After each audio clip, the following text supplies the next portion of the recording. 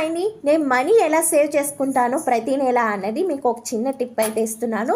ఈ టిప్ మీ అందరికీ బాగా యూస్ఫుల్గా ఉంటుంది అనుకుంటున్నాను. నచ్చితే ఖచ్చితంగా ఫాలో అవ్వండి. ఫాలో అయితే కనుక ఖచ్చితంగా కామెంట్ చేయండి. ఇప్పుడు మా వారికి 10,000 జీతం వస్తుందండి. 10,000లో నేను 9,000 ఇంటి ఖర్చులకి తీసుకుని మిగిలిన 1,000 రూపాయలు పక్కన వేస్తూ ఉంటాను. మనకి ఎన్ని డబ్బులు వచ్చినా ఖర్చులు కనబడుతూనే ఉంటాయండి. మనకు వచ్చేది తక్కువ అనుకుంటే ఆటోమేటిక్గా మన ఖర్చులు కూడా తగ్గిపోతూ ఉంటాయి. ఆ లెక్కనే నేను కూడా ఏంటంటే మా వారికి వచ్చేది 9,000 అనుకుని మిగిలిన 1,000 రూపాయలు పక్కన వేస్తూ ఉంటాను. ఎప్పుడైనా హెల్త్ బాగోపోవచ్చు, పిల్లలకి ఏదైనా ఖర్చు రావచ్చు, ఏదైనా ఊరు వెళ్ళాల్సి రావచ్చు, ఏదైనా చెయ్యొచ్చు. దానికి నేను బయటికి వెళ్ళి అప్పు చేయకుండా నేను పక్కన వేసిన డబ్బులను తీసుకుని వాడుకుంటూ ఉంటాను.